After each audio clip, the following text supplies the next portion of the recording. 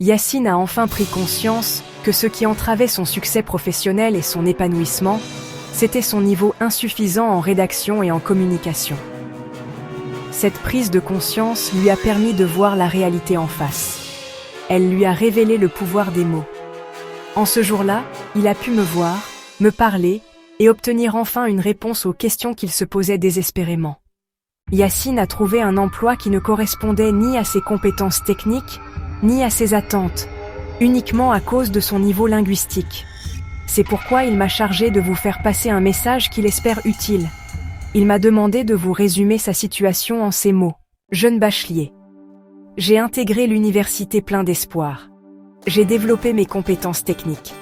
Je me plaignais du manque de temps, du stress. Je suivais des cours de langue, certes, mais pour moi, ce n'était qu'un complément. Un module secondaire, sans réelle importance dans mon parcours. Je n'ai jamais pris la peine de m'exercer, de développer mes compétences linguistiques, en rédaction comme en communication. À vrai dire, je me moquais un peu de tout ce qui ne figurait pas dans la liste stricte des études scientifiques. J'étais immature, peut-être. Au final, je n'ai développé que des techniques.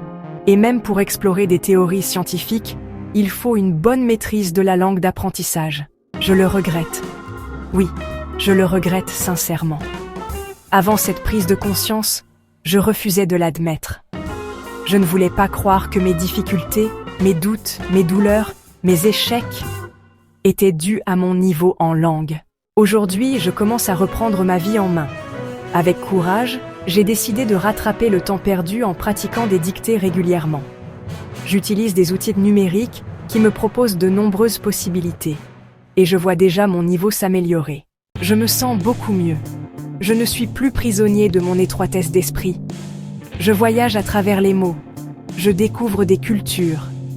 Jour après jour, je redécouvre ce pouvoir que j'avais ignoré.